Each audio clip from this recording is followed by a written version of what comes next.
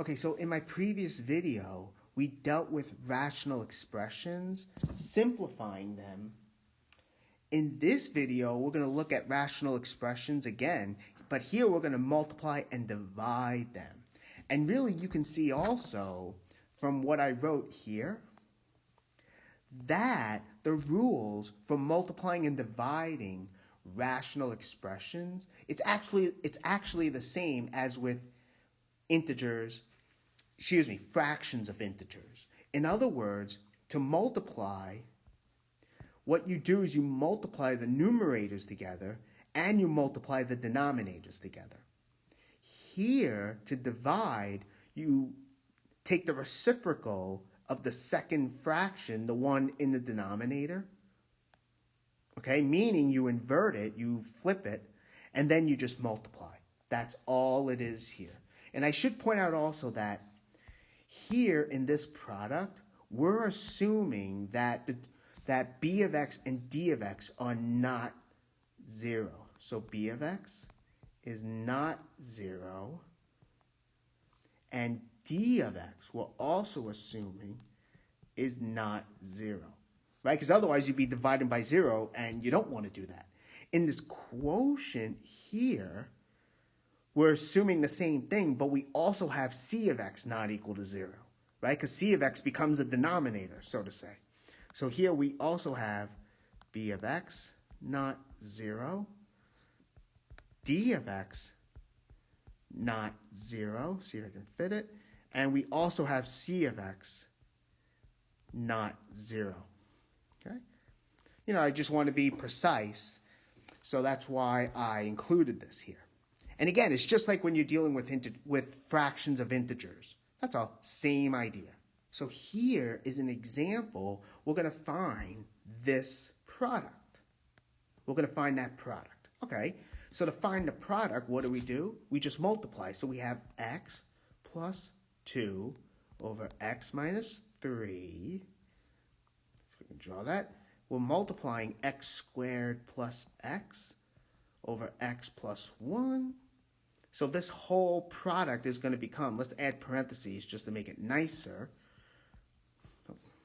And so we end up with x plus 2 times x squared plus x all over x minus 3 x times x plus 1. Now, before we actually multiply, it's really good to simplify now because, again, this is already it's not completely factored, but it's factored a bit. So really, we're actually going to multiply all the way after we simplify. So in other words, the numerator is not quite done being factored, so to say, right? Because you have x squared plus x. Hopefully, it's easy to see that there's an x, which is a common term, which is a common factor, among these terms, right? The smallest power of x is just x itself. So we're going to have x times x plus 1, and we're dividing by x minus 3 times x plus 1. Okay, now that's good, right? Because now what's going to happen is these x plus 1s are going to cancel, and we're going to end up with x plus 2 times x over x minus 3. And so now we actually multiply, so we get x squared plus 2x all over x minus 3. And again, we can be confident this is simplified already, right? Because when it was factored, there's no common factors here.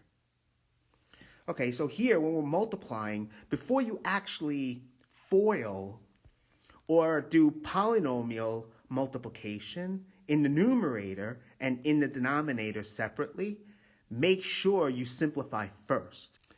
And then once you simplify, then you could actually you can carry out the multiplication in the numerator and the denominator separately. Okay, that was fun. Well, let's do another one. So here we have this product we want to do. Okay, so let's do it. So we have x squared minus 1 all over x plus 2, okay? Okay, let me add parentheses. And we're multiplying it by x plus 2 all over x plus 1. Okay, so we know that we're going to get x squared minus 1 times x plus 2 all divided by x plus 2 times x plus 1. Okay? Now, okay, so again, before we actually FOIL, that is, before we actually do polynomial multiplication in the numerator and the denominator separately, what we're going to do, okay, is we're going to factor even further and then cancel any common factors, just like we did with the previous example. Now, x squared minus 1, we can factor that as x minus 1 times x plus 1 times x plus 2. And here we have x plus 2 times x plus 1. Okay, that's good. Now, can we cancel? Well, yes, we can. These are going to cancel. These are going to cancel. So all we're left with is x minus 1. And that's our answer here. Okay, so here's another example. So let's write it out. Notice here we're dividing. So we have x squared plus 3x plus 2 all divided by x minus 1. Now notice here we're dividing by this rational expression, this fraction of polynomials, x plus 2 over x minus 1. So in other words, this is the same as dividing x plus 2 over x minus 1. Okay? So what do? We're gonna invert, take the reciprocal, that is, of this rational expression, of this fraction. So we get x squared plus 3x plus 2 over x minus 1, multiply it by x minus 1 over x plus 2. So now when we multiply, we're going to have x squared plus 3x plus 2. Let's add some parentheses to make it look nicer, like so, all over x minus 1 times x plus 2. Okay, now right away we can simplify a bit by canceling out this common factor. Okay, that's good. But are we done yet? Well, let's see if we can factor the numerator. X squared plus 3x plus 2, you can actually factor that as x plus 2 times x plus 1. So now we're dividing that by x plus 2. So now you can see there's even more simplification, namely, these are going to cancel. All we're left with is x plus 1. So that is all we're left with here. Okay. Well, here's another example. So now we're multiplying. Okay. So when we multiply, right, let me just write this out. We have x squared minus 9 over x plus 2. And now we're multiplying that by x squared all over x squared minus 2x minus 15. Okay, so what is this going to be? Well, we get x squared minus 9 times x squared. Again, let's not actually distribute yet. We'll try simplifying first. Even though it doesn't say to simplify, let's simplify for fun. It's a fun activity. So we have this, in other words. Okay? Okay, so to simplify again, what do? We have to factor. Well, the x squared minus 9, right? 9 itself is a perfect square, 3 squared. So x squared minus 9 becomes x minus 3, x plus 3 times x squared.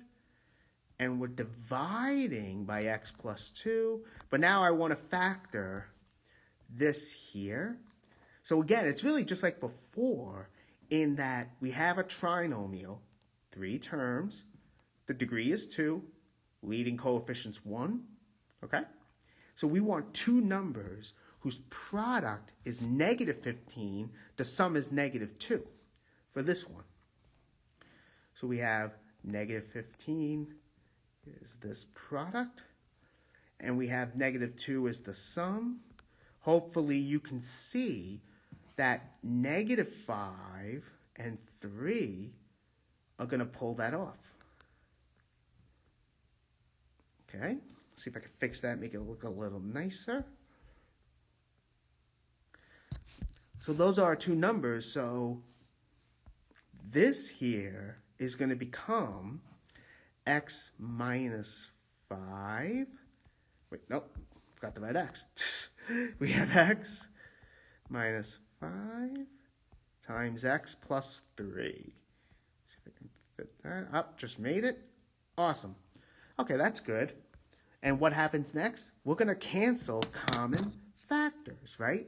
So we cancel x plus 3, right? And it looks like there's nothing else in common. So all we're going to be left with, I guess we're out of room now, is this. So looks like we're going to get, let me write it down here. Whoop. There we go. Here we go. So let me write it down here. We're going to have x minus 3. X minus 3 times x squared all over x plus 2 times x minus 5. And that's going to be our final answer. Okay? Normally you could actually distribute and FOIL if you can. Here I'm out of room though, so I'll just leave it like that.